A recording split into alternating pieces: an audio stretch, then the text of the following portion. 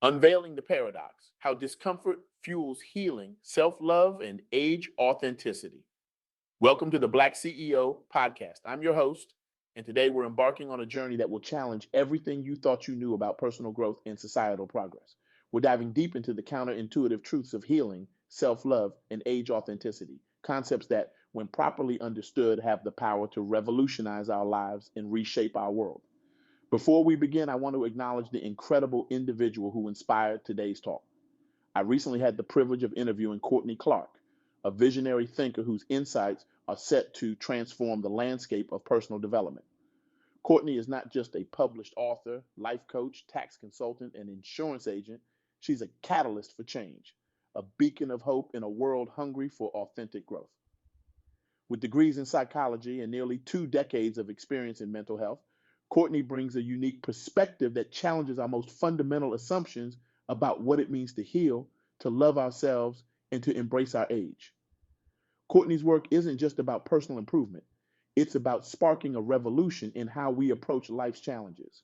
Her insights have the potential to create ripple effects of positive change, touching lives far beyond those she directly interacts with.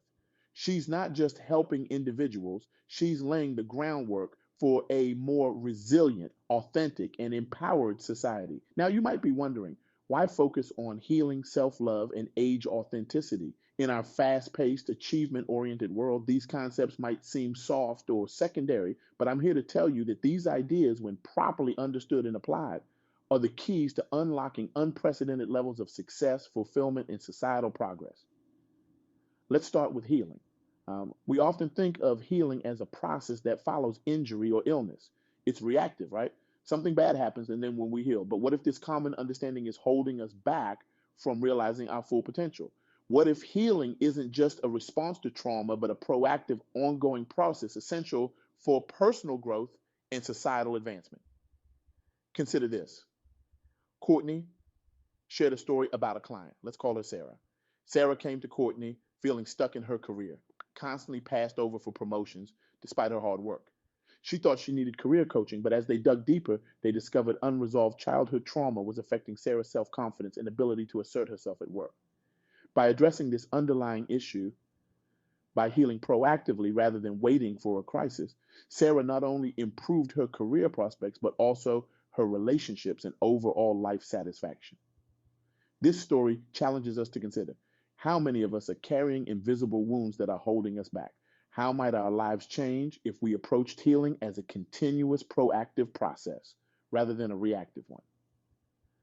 But here's where it gets really interesting and possibly uncomfortable.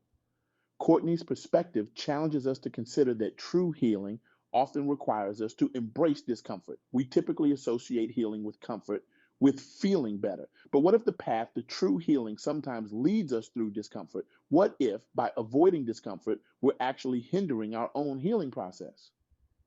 Think about physical therapy after an injury. It's often uncomfortable, even painful, but it's necessary for full recovery. The same principle applies to emotional and psychological healing. Growth and healing often lie on the other side of discomfort. It's in facing our fears, confronting our biases, and challenging our limiting beliefs that we truly heal and grow. Courtney shared another powerful story that illustrates this point.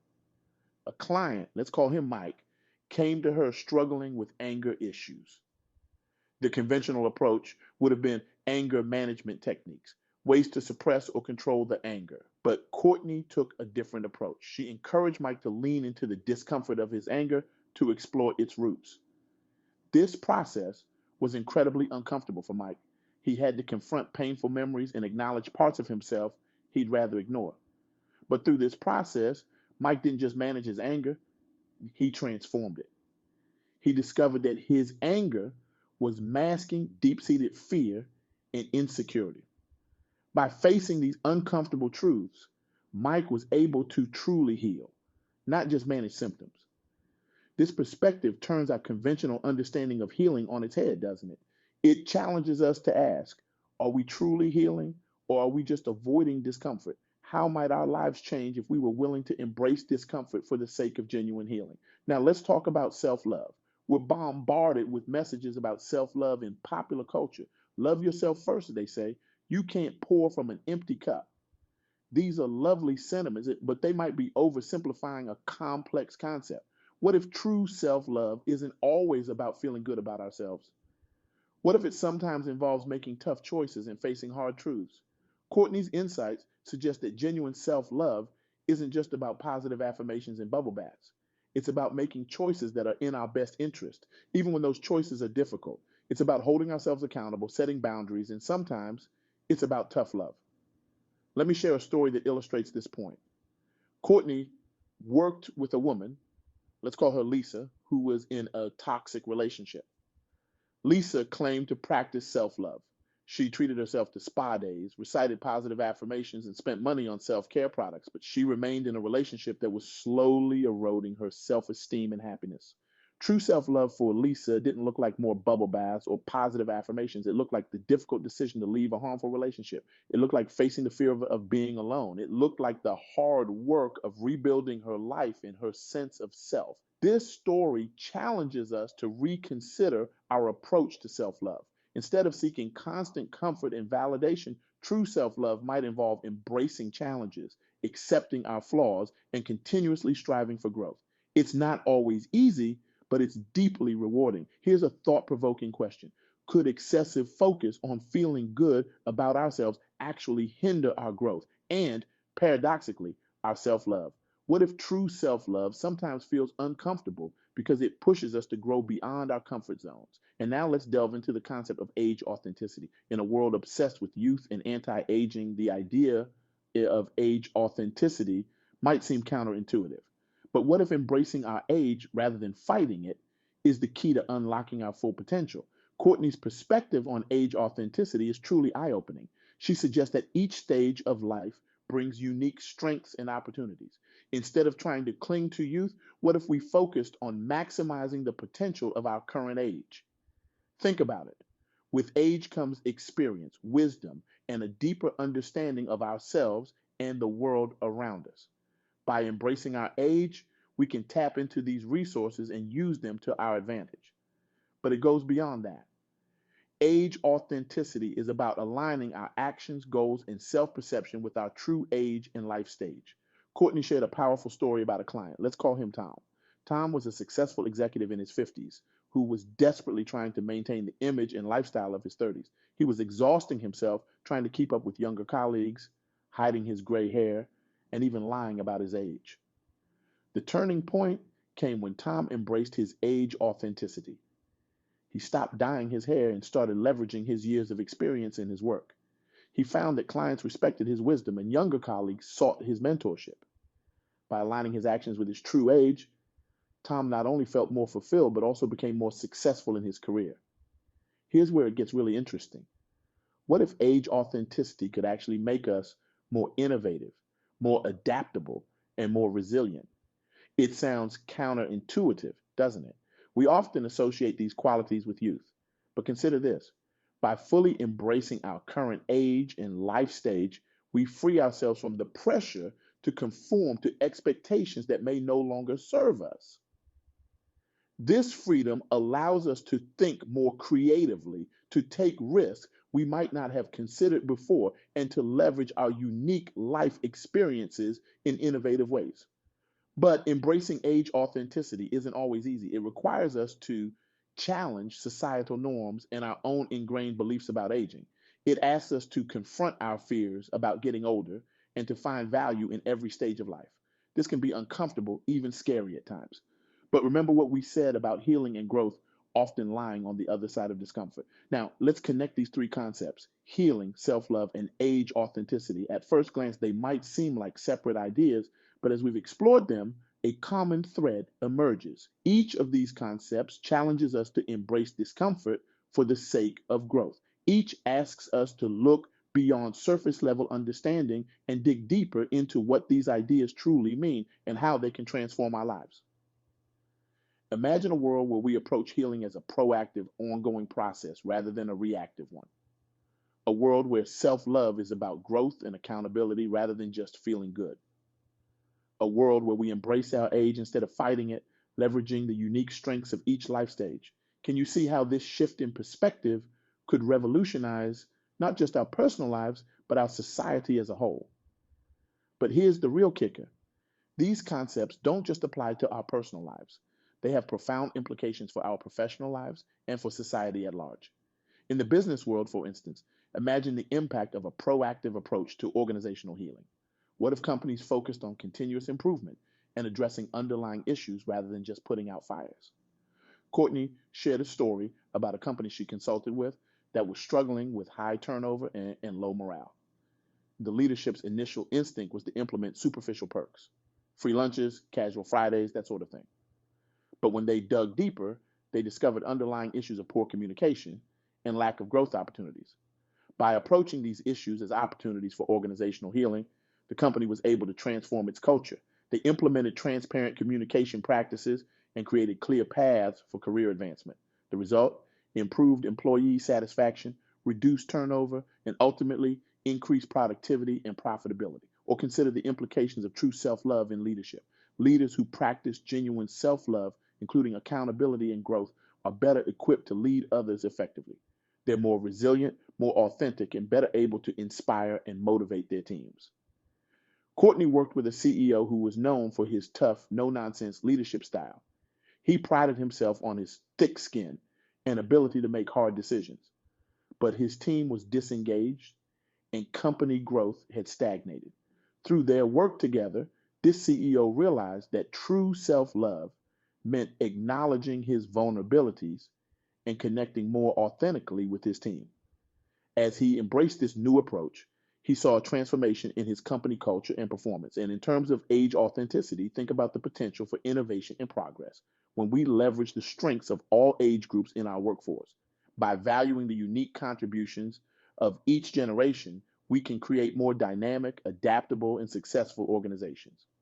Courtney shared an example of a tech company that was struggling to innovate. They had a workforce primarily composed of young, fresh out of college employees. While these young workers brought energy and new ideas, the company lacked the stability and wisdom that comes with experience. By intentionally hiring and valuing older workers, the company created a more balanced, innovative environment where the strengths of each generation complemented each other. But let's take it even further. These concepts have the power to reshape our entire society. A society that values proactive healing could see reductions in mental health issues, improved relationships, and increased overall well-being. A society that understands true self-love could foster more resilient, accountable individuals who are better equipped to face life's challenges. And a society that embraces age authenticity could see improved intergenerational relationships, reduced ageism, and a more inclusive, diverse culture. Now, I know what you might be thinking. This all sounds great in theory, but how do we put it into practice? How do we start to shift our perspectives on these fundamental concepts? It starts with awareness. By recognizing that our current understanding of healing, self-love, and age authenticity might be limited or flawed, we open ourselves up to new possibilities. It continues with curiosity. Ask yourself challenging questions. Why do I believe what I believe about these concepts? How might my current perspective be limiting me? Next, it's about experimentation. Try approaching healing as a proactive process. What happens when you address potential issues before they become problems? Experiment with a more nuanced approach to self-love. How does it feel to hold yourself accountable as an act of self-love? And play with the idea of age authenticity. What strengths and opportunities does your current age offer that you might be overlooking? But perhaps most importantly, it's about embracing discomfort. Remember, growth often lies on the other side of discomfort. When you feel resistance to these new ideas, lean into it, explore it. That discomfort might just be the signpost pointing towards your next big breakthrough. As we wrap up, I want to leave you with a challenge. It's a call to action that I hope will resonate long after this talk ends. I challenge you to embrace the paradox of discomfort, to seek out the uncomfortable truths that lead to genuine healing, to practice a form of self-love that pushes you to grow, even when it's difficult, to authentically embrace your age, leveraging the unique strengths of your current life stage. I challenge you to question your assumptions about these fundamental concepts, to have courageous conversations with others about healing, self-love, and age authenticity. To be willing to be wrong, to learn, to evolve. In your personal life, this might mean facing a fear you've been avoiding or having a difficult but necessary conversation with the loved one. In your professional life, it might mean advocating for a more proactive approach to organizational healing or challenging age-based stereotypes in your workplace. Remember, every time you choose discomfort for the sake of growth, you're not just changing yourself, you're contributing to a broader shift in our collective consciousness. You're part of a movement towards a more authentic, resilient, and empowered society. So I ask you, what uncomfortable truth will you face today? What difficult choice will you make in the name of true self love? How will you authentically embrace your age and the unique strengths it brings? The path won't always be easy. There will be moments of doubt, of fear, of wanting to retreat to the comfort of old patterns. But I urge you to persist because on the other side of that discomfort lies a version of yourself and a version of our world that is more authentic, more resilient, and more alive than you ever imagined possible. Thank you for joining me on this journey of rediscovery and redefinition. Now, go forth and embrace the paradox of discomfort. Challenge your assumptions, question the status quo, and unlock the transformative power of these fundamental concepts. Because when we do, we don't just change ourselves, we change the world. Let's make discomfort our ally in the pursuit of genuine growth and societal progress. The world is waiting for the authentic, empowered version of you. It's time to answer the call.